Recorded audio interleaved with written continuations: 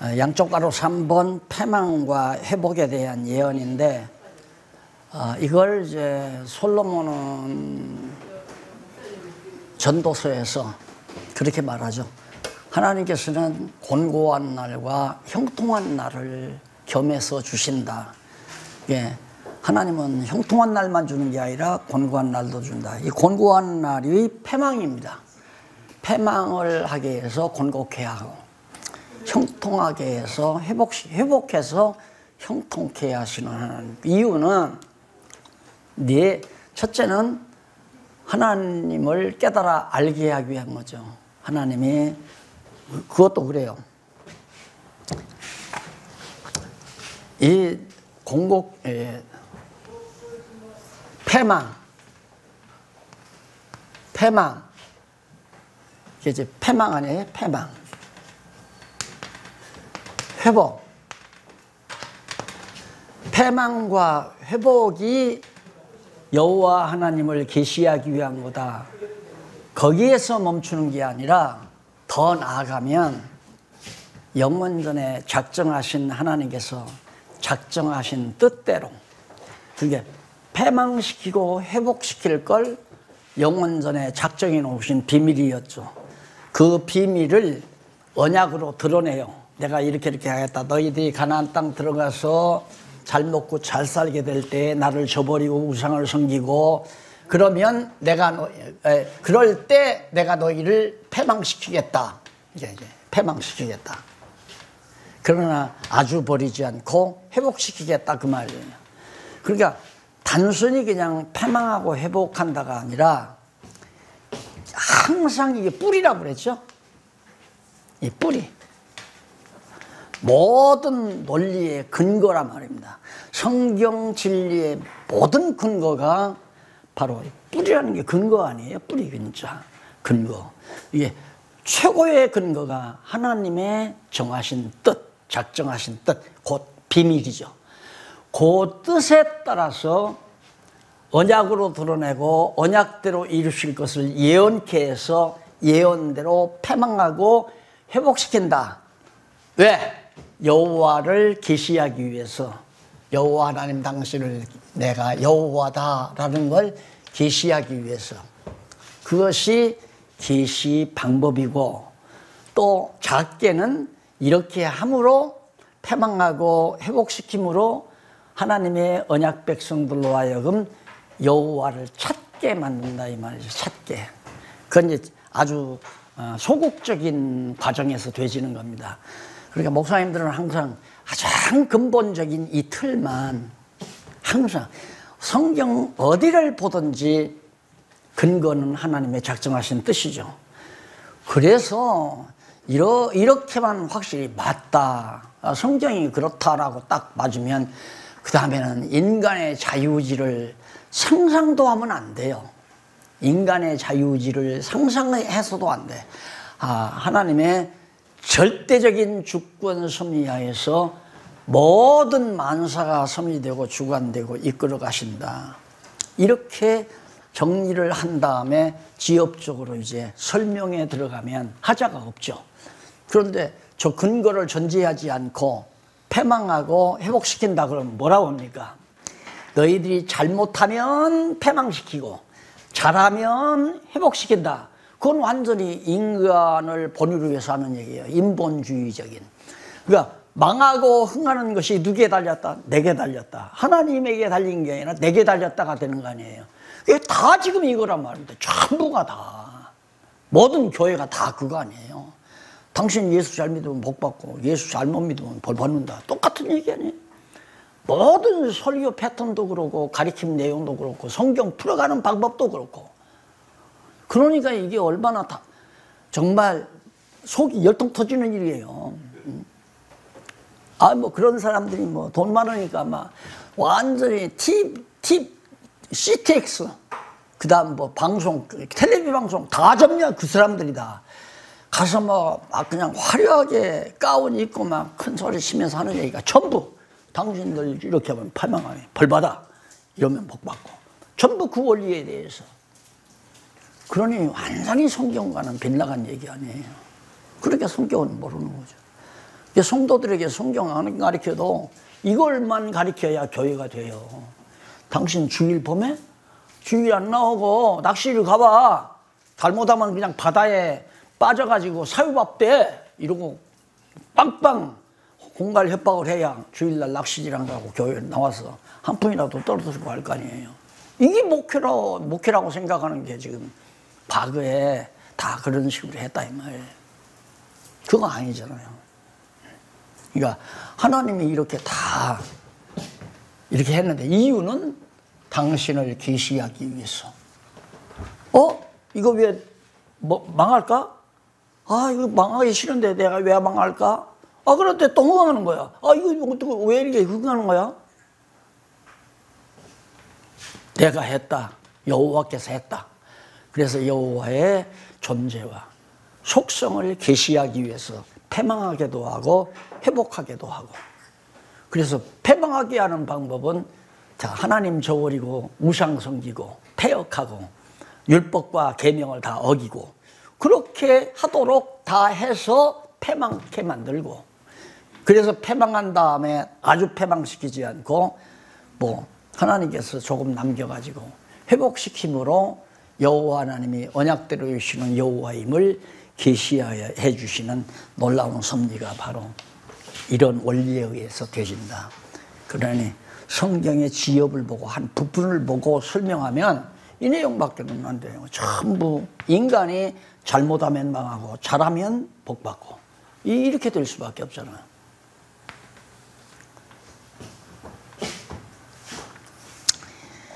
그래서 7장 1절로 17절 보면 이상대로 심판을 받아 백성이 사로잡혀 갈 것, 이상대로 다 이미 선지자가 아모스죠. 아모스 선지자가 이상 중에 다 봤잖아요. 다 봐가지고 패망할 걸 다 봤는데 그것처럼 그러면 그런 이상 그걸 예언한 것은 언약에 기초했다고 그랬죠. 언약에 예언이.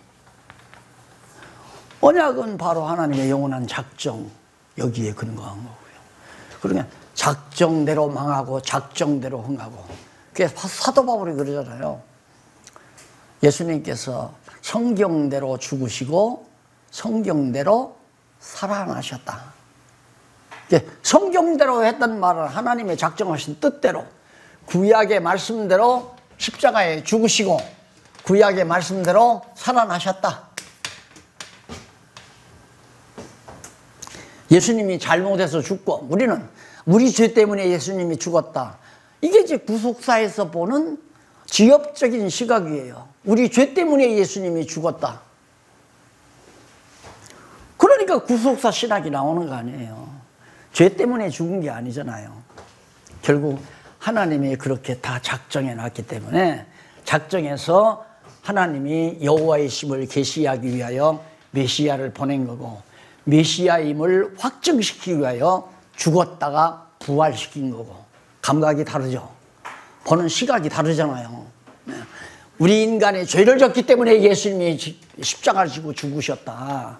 이런 식으로 하면 결국은 구속사 신학이 나오고 우리가 죄 지면 죽고 망하고 죄 안 지면 복 받는다. 이 얘기가 바로 연결되는 거예요. 그러니 얼마나 이게 뒤틀려요. 해결이 안 되는 거죠. 안 되는 거죠. 그러면 지금 제가 얘기하는 이 강의하는 내용 중에서 목사님들이 딱 거머쥐는 요거. 만사가 하나님께서 타락한 인간에게 여호와 살아계신 것과 그의 속성을 계시하기 위하여 정하신 작정하신 비밀의 뜻대로 그대로 섭리하시고 주관하시는구나. 요 하나만 확실하게 딱 잡으면 성경신학자가 되는 거예요. 그게 핵심이에요. 그냥.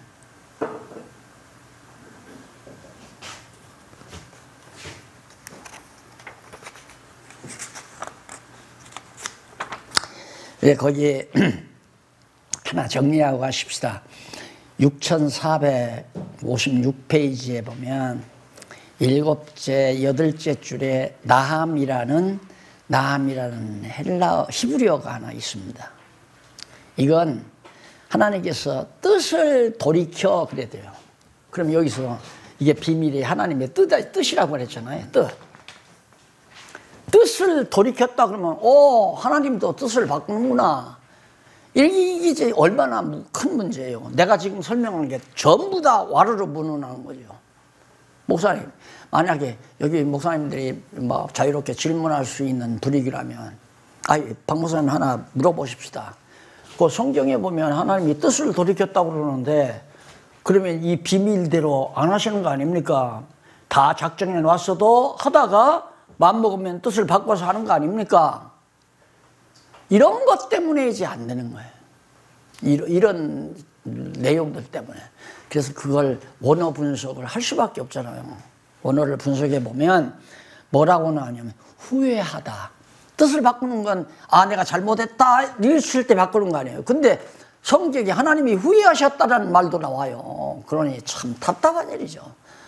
이제 성경을 전체를 알고 번역을 하면 후회하셨다고 하거나 뜻을 돌이켰다고 번역을 안 하죠. 그럼 뭐라고 번역하는가? 거기 보면 후회하다, 동정하다, 그 다음 위로하다. 그러니까 하나님이 패망을 시켜가지고 막 죽어가고 성전이 다 흘려버리고 막 황무지가 되고 피를 흘리고 울고 불고 나니면 하나님이 동정한 마음이 생길 거 아니에요. 인자스러우니까 동정하는 마음, 동정적으로. 그리고 거기 이제 동정하다, 그다음 위로하다. 그래서 결국 패망하는 이 불쌍한 인간들을 동정해서 위로하기 위해서 결국 하나님이 다시 회복을 시키신다. 그런 뜻이죠. 그렇기 때문에 그걸 후회하다나 뜻을 돌이켰다라고 그렇게 번역하면 안 돼요. 번역을 잘못한 거죠. 후회나 뜻을 돌이키는 건 상대적인 인간이, 예를 들면 나하고 여기 회장 목사님하고 이거 마치고 저기 가서 차 한잔 하기로 약속을 했어요.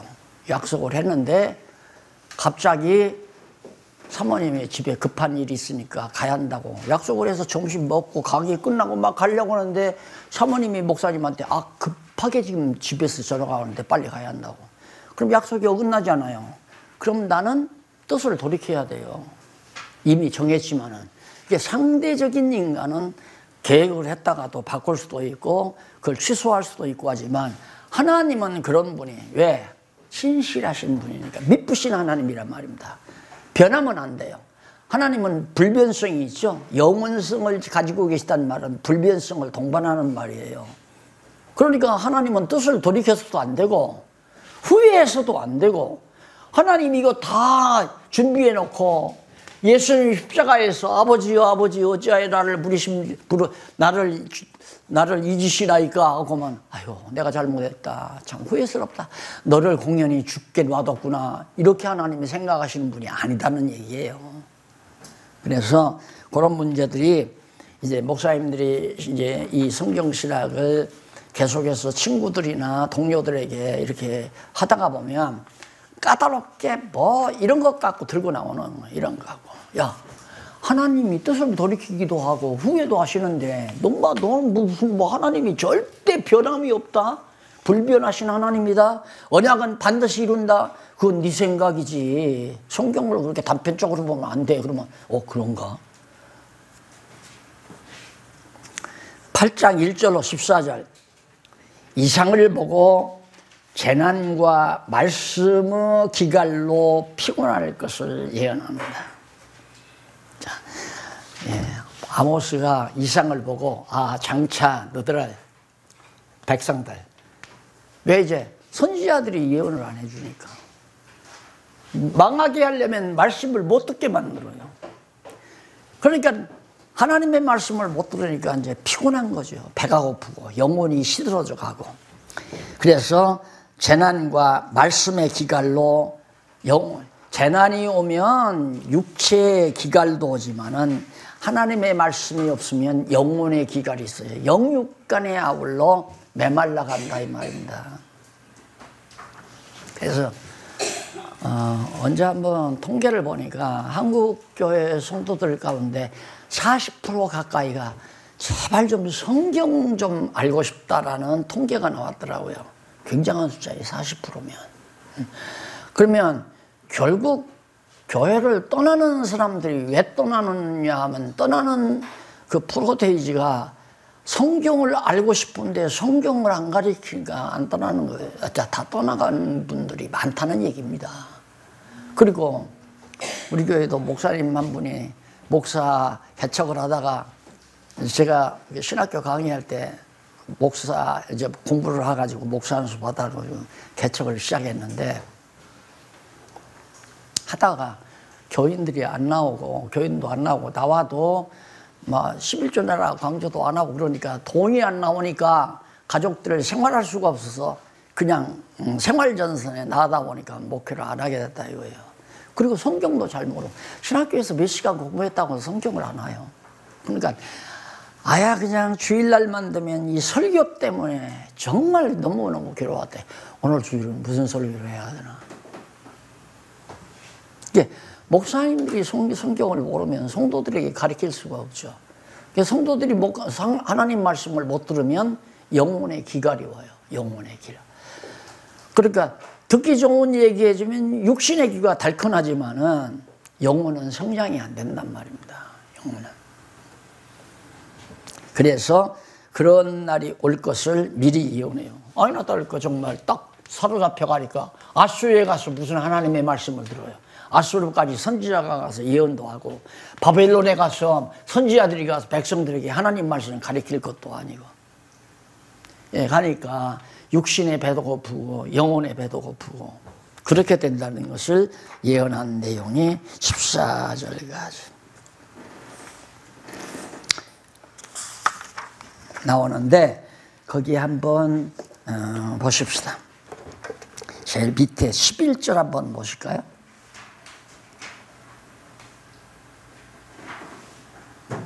(11절에) 보면 주 여호와께서 가라사대 여호와의 말씀이에요. 보라 날이 이를지라 내가 기근을 땅에 보내리니 양식이 없어 주림이 아니며 물이 없어 기갈이 아니요 여호와의 말씀을 듣지 못한 기갈이라. 사람이 이 바다에서 저 바다까지 북에서 동까지 비틀거리며 여호와의 말씀을 구하려고 달려 왕래하되 얻지 못하리니. 13절 그날의 아름다운 처녀와 젊은 남자가 다 갈아여 피곤하리라. 영혼에 사람이 그래요. 영혼이 피곤하면 육체는 따라 피곤합니다.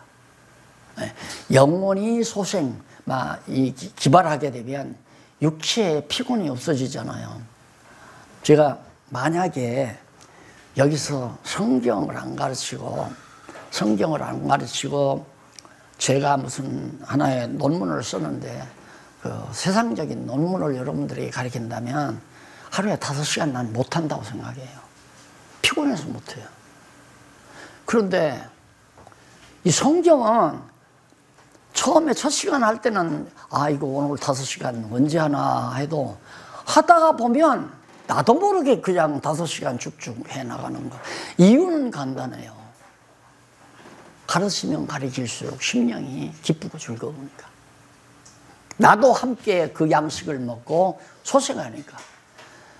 그래서 나는 이제 우리 교회 그 노인 복지시설이 있는데 한때 노인 어른들에게 나이 드신 어른들에게 강의를 더러 했어요. 건강관리를 위한 강의. 근데 인간이 제가 살아보니까 그래요. 가장 중요한 것이 마음 관리예요. 마음이 뭐 욕심이 있다거나 시기가 있다거나 뭐 자기가 뭔가 이루어야 되겠다는 야망을 가진다거나 그런 편안함이 없어요. 뭘 하기는 내가 하고 싶은데 안 이루어지면 그거에 대한 신경이 쓰이잖아. 점점 피곤해 오는 거죠. 점점. 그리고 남 미운 생각이 있으면 그냥 그 인간 얼굴만 봐도 그냥 자꾸만 나도 열이 솟고 그러다 보면 점점 육신이 피곤하고 이 인간 이 장기라고 하는 게 전부 마음으로부터 연결이, 심장에서 다 연결이 돼 있잖아요. 그러니까 심장이 안전하면 오장육부가 밸런스를 유지해요. 언밸런스가 아니라. 이게 질병이란 뭐냐면 위장이 강한데 예를 들어 신장이 약하다. 이러면 질병이 되는 거란 말입니다. 반대로 신장은 강한데 위장이 약하다든가 소장이 약하다든가 그건 벌써 질병을 동반하고 들어오는 거예요. 가장 중요한 건 마음이 평안해야 오장육부의 밸런스를 잘 조화롭게 유지시켜 준다는 얘기죠. 그래서 건강관리가 가능한 거거든요. 그러니까 마음에 충격을 받는다거나 마음에 큰 부담을 느낀다거나 마음에 근심 걱정이 있다거나 마음에 야망을 가지고 이루지 못하는 것에 대한 짜증을 가진다는 건 건강의 결정타입니다. 그러니까 보세요. 직장생활 열심히 해요. 열심히 아침 먹고 직장 가서 건강하게 잘했어요. 그런데 딱 은퇴를 하죠. 60이 넘어서 딱 은퇴해서 집에 머물러 있으면 팍팍 늙어가요. 팍팍팍팍. 그냥 빨리 속도 빠르게 늙어가버려요. 그래서 그때 정신 못 차리고 그냥 허둥지둥하다 보면 그냥 시시한 데서 고롱고롱하다가 가는 거죠. 그런데 그때 이제 자기가 정신 차려서 야 이거 뭐 등산이라도 해야 되겠다 해서 등산 가다 보면 그거에 대한 취미가 있고 낚시 가다 보면 그거에 취미가 있어요. 그런 생각할 겨를이 없죠. 그러면 이제 한동안 또 건강 유지하죠. 그래서 사람들이 낚시를 좋아하고 등산 같은 거 하는 것, 등산하고 낚시하는 동안은 그런 욕심이라든가 난 미운 생각 이런 게 없어지니까. 근데 그 한계가 있잖아요. 그래서 하나님 말씀 깨닫고 정말 마음의 평안을 가지고 살면, 난 지금 임상을 하고 있거든요. 우리 노인 복지관에 어른들, 노인 어른들이 한 7, 8명 된단 말입니다. 치매기가 있는 사람이 거의 없어요. 다 건강하고. 왜? 주일날 공부하지, 화요일날 공부하지, 때로는 목요일날 할 때도 있지. 계속 성경 공부하는 거예요, 이 어른들이. 젊은 사람들은 허리 아프다고 힘들어 하는데, 이 양반들은 3시간은 그냥 뭐 끄떡없이 앉아서 그냥 허리 꼿꼿이 앉아서. 마음의 평안. 성경에도 있잖아요. 나는 그걸 내가 연구해서 배운 게 아니라 성경에 마음의 평강은 뼈를 윤택해 하느니라. 건강은 이제 마음이 평안하면 뼈가 윤택해지고, 뼈가 윤택해지면 근육이 건강하게 잘 활성화되고, 그래서 온 몸이 건강하게 되는 거고. 건강하게 하기 위해서 성경 공부해야 되겠다. 주객이 바뀌는 거죠. 그렇게 되면. 그런 결과가 이루어진다는 걸 말씀드린 거니까, 공연에 또 이거 치매에 걸리고 건강하게 살려면 성경 공부해야 되겠다. 그건 접근을 잘못하는 거죠. 하여튼 하나님의 말씀을 배워놓고 보면, 아까도 그랬잖아요. 제가 목사님들한테 짜증 좀 부리다가 내가 왜 이래? 하나님이 다 작정하신 뜻대로 설교를 하거나 말거나 마음대로 하나님이 하시는 대로 하나님이 하게 하시니까 하는 건데 내가 하지 말란다고 안 하겠느냐 이거예요. 나 같으면 안 나왔네.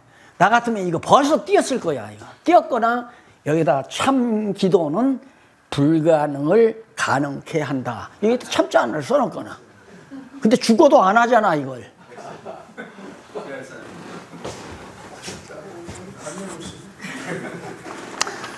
공부를 하는 건지 배우는 건지 믿는 건지 안 믿는 건지.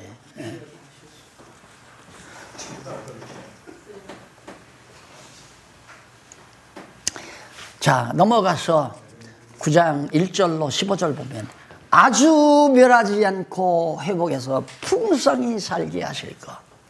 가끔 제가 그렇게 질문했죠. 아니, 따먹고 죽은 인간 되살려날 바에야 선악을 알게 하는 과일을 따먹고 죽은 인간을 구원해서 살려줄 바에야 처음부터 안 만들었으면 되잖아요. 이것은 초등학생도 묻는 질문이에요. 선생님들이 성경 가르친다고 창세기에 나오는 얘기, 뭐 에덴 동산에 선악과가 있는데 하나님 말씀 불순종하고 하와가 따먹고 남편 하와도 죽어서 그래서 하나님한테 혼났다고 그러게만. 그러면 선생님, 하나님이 왜 그러면 선악과를 왜 만드셨어요? 그 문제 그냥 묻습니다, 그 말. 그럼 거기서 딱 맥히면 그런가 묻는 거 아니야? 그러고는 자기가 선생으로서 이게 잘못이다. 그러면 이제 목사님 찾아가죠. 목사님, 제가요 성경을 가르치는데 애가 그걸 묻잖아요. 선악과를 왜 만드냐. 그래 생각해 보니까 나도 그 생각이 들어요. 하나님이 선악과를 왜 만드느냐. 그러면 그런 건 몰라도 돼. 그냥 가르쳐. 네. 이거죠. 아니 회복해서 잘 먹고 잘 살고 풍성하게 할 바에야 멸망시키지 않으면 될 거 아니에요. 그런데 왜 패망시켜놓고 회복해서 잘 먹고 잘 살게 왜 하는가? 여기까지 안 가면 해답 안 들어줘요. 다 하나님이 그렇게 정해놨다. 그것이 하나님이 지음받은 인간으로 하여금 여호와 하나님을 알고 경외케 만들어 가시는 교육 방법이다. 하나님의 그거예요. 그러니까 망에도 여호와 하나님 배우고 흥에도 여호와 하나님 배우는 거거든요. 그래서 망하고 흥하게 해야, 다시 말해서 예수가 그리스도인 것을 뭘로 합니까? 최대의 표적은 죽었다가 부활하신 부활의 표적이 최대 아니에요. 아, 진짜 예수가 그리스도다. 확증이 떨어지는 건 죽었다가 부활해야 돼요. 근데 죽었다가 부활 안 하면 진짜 예수가, 나도 안 믿을 거예요 아마. 뭐 예수가 그리스도라고 하는데 그냥 살다가 나중에 그냥 한 60살, 70살 돼가지고 예수님도 치매 걸려서 살다가 그냥 수명 다해서 죽었다. 그러면 예수가 그리스도인지 어떻게 알아요? 성경에 벌써 예수가 죽었다가 부활하실 거, 메시아가 죽었다가 부활하실 거 다 예언이 됐는데 죽었다가 부활을 해야 바로 그거예요. 패망하고 망하게 했다가 흥하게 하는 건 장차 오실 메시아, 언약하신 메시아가 와서 죽었다가 부활하실 것에 대한 하나의 모형이라고 그랬죠. 모형적인 모형으로서의 언약, 예수님 메시아에 대한 언약. 그러니까 예수가 죽었다가 부활하시는 거. 에덴 동산에서 선악과를 따먹고 죽은 아담, 첫 아담은 마지막 아담 예수 그리스도가 바로 아담처럼 죽었다가 다시 부활하심으로 마지막 아담으로서 결국 첫 아담에게 언약한 언약을 성취하시는 하나님의 섭리가 바로 이스라엘 백성들이 망했다가 흥하는 사건을 통해서, 그래서 아주 멸하지 않고 회복해서 풍성히 살게 하실 것. 이유가 너 잘 먹고 잘 살아라 그게 아니죠. 여호와 깨달아 알고 잘 경외하는 자 되게 하기 위해서, 여호와 하나님 경외하며 살게 하기 위해서 그렇게 섭리하시는 거다. 거기 5절 한번 보실까요? 9장 5절. 9장 5절에 보면 주 만군의 여호와는 땅을 만지어 높게 하사 무릇 거기 거한 자로 애통하게 하시며 그 온 땅으로 하수의 넘침같이 솟아오르며 애굽 강같이 낮아지게 하시는 자요, 그 전을 하늘에 세우시며, 여호와의 전을 하늘에, 예루살렘에 세우는 게 아니라 하늘에 세우시며 그 궁창의 기초를 땅에 두시며 바닷물을 불러 지면에 쏟으시는 자니 그 이름은 여호와시니라. 그러니까 하나님이 이렇게 우주 만물을 섭리하시는 모든 이유도, 자 지금 태풍이 7번이나 왔다고 하잖아요. 지금 가장 많이 왔다 이거죠. 또 올지도 모르죠. 태풍이 와서 지금 많은 집이 무너지고 삼사타가 나고 사람도 죽고 지금 그러지 않았어요. 그 누가? 하나님이 그렇게 하신다 이 말이에요. 하나님. 왜? 여호와의 힘을 깨달아 알게 하기 위해서. 나는 여호와다. 그걸 깨달아 알게 하기 위해서. 지금 그 얘기거든요. 그러니까 그렇게 해야 하나님의 여호와의 전능성이 드러나잖아요. 전능성이. 참 신기하죠. 어떻게 그렇게 막 돌아가면서 바람이. 그거 정말 하나님의 전능하신 능력이 아니면 그렇게 안 되는 거죠. 지금 세계가 난리 아니에요. 북빙양 다 녹아내린다. 북빙양 녹아내리면 무슨 사태가 이 세상에 일어날지 아무도 예측 못하잖아요. 시기 놓친다, 시기 놓친다. 이제라도 빨리 경각심을 줘서 이제라도 빨리 다 공장 문 닫고 연기 내뿜지 말고 자동차 다 폐지해서 전기 자동차로 다 바꾸고 이렇게 해야 되는데 왜 나만 해? 쟤들은 안 하는데 나도 할 거야. 그게 지금 다 하잖아요. 그러니까 가속도로 지금 막 얼음이 녹아내리니까 이걸 빨리 식혀야 우리 남해 있는 바다 물을 식혀놔야 태풍이 안 올라오는데 안 식어. 그냥 뜨거운 물이 그냥 바닷물이 뜨거우니까 거기에서 태풍이 만들어지고 올라오고 손해가 얼마입니까? 이 수도권으로 다행하게 자꾸 피해가니까 다행이지만 나는 참 신기해요. 어떻게 수도권은 살살 피해가나. 그래서 하도 미안해가지고 어저께는 여보 포항에 한번 전화를 해보지 내가 그랬어요. 포항 물산으로 막 치고 왔다고 그래서 또 우리 포항 성도들이 또 곤욕을 안 치렀나 싶었더니만 물이 찰랑찰랑 문턱 너머로 올라오다가 찾아졌다는 거예요. 아이고 다행이구나. 예. 언제 하나님께서 정말 무자비한 인간이 보기에 무자비한 일들이 이 세상에 일어날지 알 수가 없는 거죠. 근데 난 그거 정말 뭐 서로 막 빵빵 쏘면서 막 선도 점령하려고 난리를 치르고 뭐 저것들이 인간인가 돼지 새끼인가 싶어요. 예? 어떻게 세상 망하는 줄은 모르고 저짓거리만 하고 있는가. 남의 나라 잘 살고 남의 나라 부자 되는 거 시기 질투가 나서 망하게 만들고 경제 그냥 주저앉게 만들려고 발악을 하고 어떻게 갑자기 이 세상에 그냥 막 사람들이 막 완전히 사악해져 버렸어요. 주변 국가 대통령이라는 사람들이 다. 그게 다 좋은 징조는 아니죠.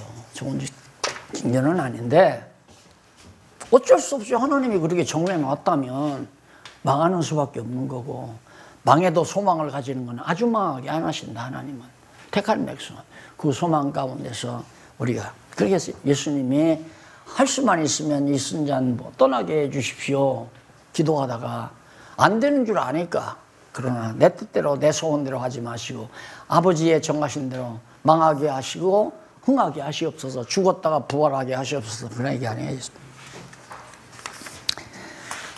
그래 그 다음에 이제 당신의 이름이 여호와라는 거 6절에서 밝혀주신 다음에 그 다음에 8절에 보면 보라 주 여호와 내가 범죄한 나라에 주목하여 지면에서 멸하리라. 그러나 야곱의 집은 온전히 멸하지 아니하리라. 왜냐? 이는 여호와의 말씀이니라. 여호와의 말씀이니까. 여호와께서 이렇게 언약하셨기 때문에 완전히 망하지 않는다는 말도 되지만은 이렇게 남겨놓는다고 말씀하는 자가 누구냐면 내가 여호와다. 언약대로 이루시는 여호와다. 그러니까 한 곱 집어서 더 심층적으로 이해를 하면 언약대로 말씀하시는 여호와라고 하는 걸 알려주는 말은 내가 너희들에게 모세를 통해서 언약하겠기 때문에 더 나아가서는 창세전에 내가 다 그렇게 정해놨다. 아주 망하지 않도록. 그래서 너희들을 아주 멸하지는 않는다. 자, 이게 참 소망이죠. 이게. 그래서 제가 자꾸 한국교회 아주 망하지 않는다라는 말은 이런 말씀에 근거해서 우리 한국교회 다 망해버리면 그 다음 어떻게 물론 뭐 하나님께서 다른 나라 통해서 또 말씀 깨닫고 말씀대로 세워나가실 수도 있지만은 한국교회가 지금 말씀을 사모하고 말씀으로 무장하고 있는데 아주 망하게는 안 하신다. 왜? 써야 되잖아요. 또 써야 되고 하나님께서 당신 계획이 아주 멸망시킨다고 하지 않았으니까 아주 망하게는 한다. 그래서 유럽 교회도 아주 다 없어진 건 아니잖아요. 미국의 교회도 아주 없어진 것은 아니고 남아있죠. 그 다음에 넘어가서 6462페이지 18절 한번 보실까요? 18절 보기 전에 11절부터 보십시다. 세 번째 줄 앞부분에. 그날에 하나님께서 멸망하는 날에 멸망시키는 날에 내가 다윗에서 무너진 천막을 멸망시키는 날이 아니라 회복시키는 날에 그날에 내가 다윗에서 무너진 천막, 다윗에서 무너진 천막은 다윗 시대에는 장막에서 여호와 하나님께 제사했잖아요. 그래서 다윗에서 무너진 천막이라고 그러는 거죠. 그 무너진 천막을 일으키고 그 틈을 막으며 그 퇴락한 것을 일으키고 옛적과 같이 세우고 저희로 에돔 남은 자와 같이 내 이름으로 일컫는 만국을 기업으로 얻게 하리라. 유다 족속이 반드시 앞으로 이루어 정말 만국을 얻을 수 있는. 그래서 저는 이제 이런 예언은 먼 미래까지 내다보는 거죠. 먼 미래. 이때 물론 성전이 회복돼요. 이 70년 지나서 회복은 되지만은 헬라를 통해서 로마를 통해서 모진 시련 속에 결국 로마도 망하고 유대인들도 세계만방에 다 흩어졌잖아요. 근데 쭉 가게 되면 결국은 이제 천년왕국 때는 그때는 유대인들 천년왕국 오기 전에 유대인 시대가 오잖아요. 유대인의 구원 시대가. 그 이방인의 구원은 멈추고 유대인의 구원이 왔을 때는 그때는 정말 올바른 하나님을 경외하고 살면서 최종 이제 천년왕국 때에는 하나님께서 무지시대를 예수님께서 열어가지고 회복시킬 것에 대한 것까지 내다볼 수 있는 내용이다. 그런 얘기예요. 그러면서 14절 내가 내 백성 이스라엘의 사로잡힌 것을 돌이키리니 저희가 황무한 성읍을 건축하고 거하며 포도원을 심고 그 포도주를 마시며 과원들을 만들고 그 과실을 먹으리라. 완전히 회복되고 돌아와서 농장 다 다시 생산하고 거기서 얻어진 열매를 먹게. 어떻게? 하나님이 돌이키게 해서.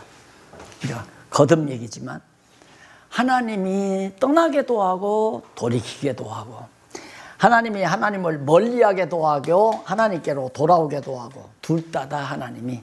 그런데 우리는 보통 지금까지 내가 돌이켰기 때문에 하나님은 벌을 하고 내가 하나님께로 돌아가면 하나님이 나에게 복을 준다. 그래서 항상 나를 앞자리다 놓는 거죠. 나를 앞자리다 놓는 게 아니라 하나님께서 돌이키게도 하나님을 떠나게도 하고 하나님께로 돌아오게도 하고 둘 다 하나님이 다 하신다. 하나님이 떠나게 하면 천하없는 사람도 하나님을 떠나는 거죠. 하나님이 돌아오게 하면 천하없는 사람도 하나님께 돌아오는 거고요. 그러면서 15절 내가 저희를 그 본토에 심으리니 갔다가 다시 본토에 심어 놓는다. 저희가 나의 준 땅에서 다시 뽑히지 아니하리라. 여기서 이제 다시 돌아와서 해보게 되면 다시 뽑아내지 않는다. 예수님 오시기 전까지 안 뽑히지 않아요. 결국 계속해서 유다 족속이 존속하는 겁니다. 뽑히지 아니하리라. 이는 네 하나님 여호와의 말씀이다. 다 작정된 하나님께서 창세전에 작정된 그 언약에서 너희들에게 알게 해주신 여호와의 말씀이다. 이제 그렇게 이해를 하시면 됩니다. 이렇게 해서 9장까지 모두 다 마무리를 졌는데 넘어가서 6465페이지 거기 두 번째 문단, 여기서는 중간 조금 지나서 여기서는 지금까지 앞에서 살펴본 내용을 종합적으로 간단하게 총정리해보자. 아모스 전체 내용은 여호와 하나님께서 아모스 선지자로 북왕조의 패망과 회복에 대해 예언하도록, 다시 따지고 보면 북왕조만이 아니죠. 남왕조도 다 마찬가지로 했는데 주로 북왕조를 기점으로 해서 남왕조를 곁들여 놓은 거니까, 아까도 말씀드렸잖아요. 이 아모스 선지자가 이사야 선지자보다 앞전에 나타나서 앞으로 진행될 이스라엘 민족의 역사를 간략하게 총체적으로 그렇게 예언한 것이다 라고 이해를 하시면 됩니다. 그래서 그러한 예언은 결국 여호와 하나님께서 창세전에 작정하신 뜻이고, 거듭, 이게 굉장히 중요하니까 항상 이걸 가끔 가다가 이 말씀을 해드리잖아요. 어떤 사건이 다 창세전에 작정된 거다. 그걸 언약하고, 열주에게 언약도 하고, 모세에게 언약도 하고, 다윗에게 언약도 하고, 이 언약된 것을 이룰 때에 선지자들을 보내서 예언하게 해서 예언대로 역사를 이루심으로 여호와를 계시하시는 놀라운 섭리를 하나님께서 하시는 거다. 이제 그런 얘기를 총정리해서 마무리 지어놓은 얘기입니다. 그 다음 조금 정리하고 점심 식사하십시다. 3번 열방과 선민의 결국에 대해서.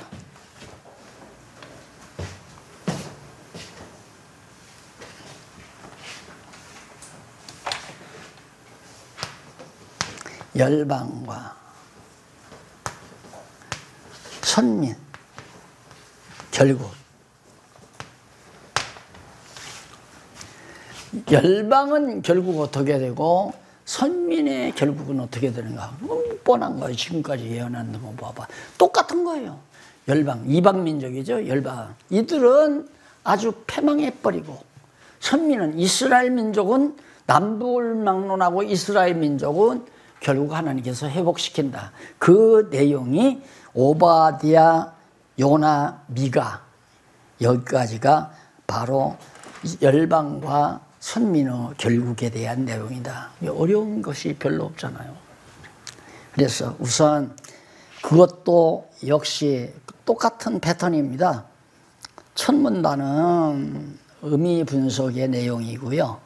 그 다음 6467페이지 네 번째 줄부터는 바로 요약 줄거리, 전체적인 오바댜 선지서의 전체 줄거리를 간단하게 정리하는, 분석과 줄거리가 맥락이 통하죠. 분석된 것을 하나의 문장으로 총정리해 놓은 것이 바로 두 번째 문단에 나와요. 그러면 한번 보십시다. 두 번째 문단. 여호와 하나님께서는 세 명의 선지자로 요나, 미가, 나움, 오바댜, 요나, 미가, 이 세 명의 선지자입니다.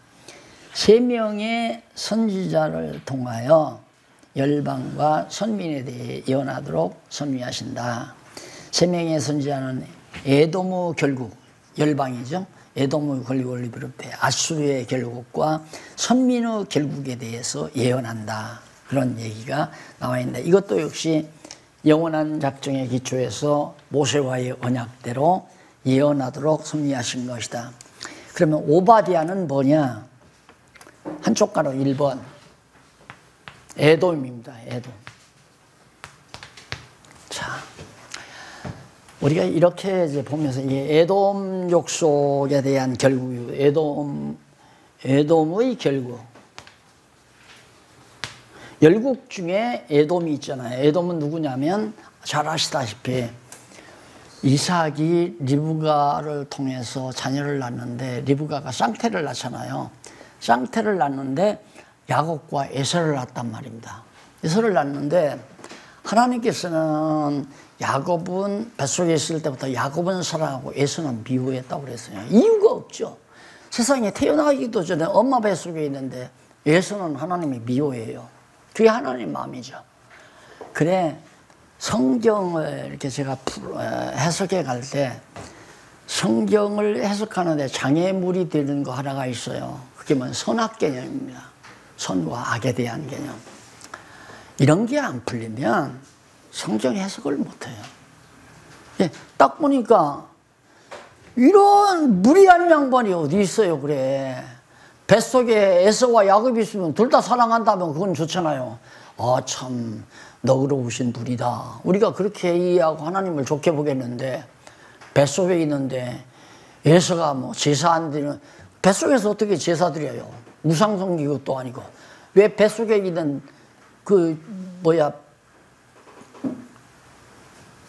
정말 형편없는, 아직 다 인간 모습으로 갖추지도 못한 그걸 뱃속에 있을 때부터 왜 미워하냐 하나님이. 그래서 싫고 좋은 것이 하나님 마음대로다. 그래서 가만히 이제 우리 인간의 인간 중심으로 생각해 보니까, 내 처음에 생각한 게, 너는 왜 하필이면 김유숙이하고 결혼했냐? 그때가 처녀가 한두 개냐? 왜 너는 김유숙이는 사랑해서 아내로 삼고 다른 여자들은 하나도 거들떠보지도 않고 미워해서 아내로 안 삼았냐? 나도 그러는데 주권자 하나님은 당신 좋아서 사랑하고 싫어서 미워했다는데 무슨 말이 그렇게 많아? 나중에 로마서 보니까 바울이 그 말을 했더라고요. 네가 하나님이 힐문하느냐? 왜 하나님이 그렇게 불공평하냐? 이 사람은 미워하고 이 사람 사랑하고 왜 하나님 그렇게 불공평하냐? 네가 하나님을 힐문하느냐? 네가 뭔데? 야, 그 다음부터 그게 터져나가는 거예요. 선악 개념이라는 게. 그러니까 선악과 문제 깨끗이 해결되고, 시편에 나오는 악인은 의인은 할 때도 하나님이 사랑하는 백성은 의인이고 하나님이 싫어하는 건 다 악인이구나. 이렇게 보니까 시편이 줄줄줄 풀려나가는 거고. 여기서 에돔, 이게 이제 에서의 후손이거든요. 그래서 사람임도 그러잖아요. 싫은 사람은 싫어해야 마음이 편안하고 좋고, 좋은 사람은 좋아해야 좋잖아요. 그래서 하나님도 싫은 사람, 좋은 사람 이렇게 해놓고, 싫어하는 건 지옥 보내고 좋은 것은 천국 보내고, 그게 이제 하나님이, 절대자 하나님이 하시는 일. 당연한 거예요, 당연한. 그래서 쌍태도 낳게 한 이유는, 봐라, 내가 좋아하는 것도 내 마음대로, 싫어하는 것도 내 마음대로다. 그런 여호와를 계시하게 하시려고 쌍둥이를 낳게 해가지고, 정작 이삭은 에서가 큰아들이라 해서 에서를 좋아했더니 웃기지 말라. 네 마음대로 복 주냐? 내 마음대로 주지. 그래가지고 리브가의 귀를 열어가지고 이삭의 말을 듣게 해서 야곱하고 리브가하고 공모를 했죠. 음모를. 그 음모를 인간적으로 음모를 꾸민 거 아니에요. 눈이 잘 보이지 않은 이삭을 앉혀놓고, 잘 보이지 않으니까 야곱 데려다가 속은. 야, 그러지 말고 너 아버지 속여서라도 네가 받아야 된다. 그래서 속이기 위해서 음식도 마련하고 양 잡아서 그 껍질 갖다가, 그런 남편을 속이는 엄청난 부도덕한 행위 아니에요. 그렇게 해서 양털 해가지고 가서 복 받게 만든, 그게 누구 뜻대로? 하나님 뜻대로 한 거예요. 인간 뜻대로, 이삭의 뜻대로 하면 에서가 받았겠죠. 그러면 에서의 12지파가 됐을 거예요. 그런데 하나님의 뜻대로 뱃속에서부터 사랑한 야곱에게 복이 내려지니까, 그러니까 내 마음대로 안 된다 이거죠. 내 마음대로 안 되는 것은 쉽게 누구 뜻대로? 하나님의 뜻대로. 그런데 우리는 내 마음대로 안 되면 열불나죠. 예? 그게 이제 하나님의 뜻대로 됐다는 것이 질투해서 그럽니까? 몰라서 그러는 거 아니에요. 내가 생각대로 일이 됐어야 되는데. 그러면 이제 한동안 막 그것 때문에 머리가 터지는 거죠. 그러면 쉽게, 아니야. 내 마음대로보다도 하나님이 좋아하시는 마음대로 더 좋게 하시려고 하나님의 뜻대로 됐다라고 생각하면 이제 내 마음대로 안 된 것에 대한 서운함이라든가 안타까움이 사르르 내려앉죠. 그래서 변화가 되는 거 아니에요. 하나하나 변화가. 그러다 보면은, 우리 하나님의 백성에게는 실패가 없다. 망하면 실패입니까? 망하면 필패인가요? 아니에요. 실패는 없어요. 망하는 것은 흥하기 위한 준비 작업이고 흥한 것을 감사하기 위한 하나님의 계시섭이고 하나님의 하시는 일을 볼 수 있는 귀한 계기고 평안한 것도 마찬가지고 그래서 범사에 감사하는 삶이 이루어질 수밖에 없는 성경대로 가르치다가 그것이 이제 오바댜의 내용이라고 에돔의 결국에 대한 내용입니다. 그러면 이제 여기 1장 1절로 9절에 보면 거기 교만한 에돔이 열국에게 패망을 당하게 될 거. 근데 재미난 게 뭐냐면 모든 이런 이방 백성 대적들이죠. 이방 하나님이 싫어하는 족속들은 저끼리며 망하게 만들어요. 저희끼리. 이게 이제 하나님의 전법이죠. 그래서 그 부분부터 점심 드시고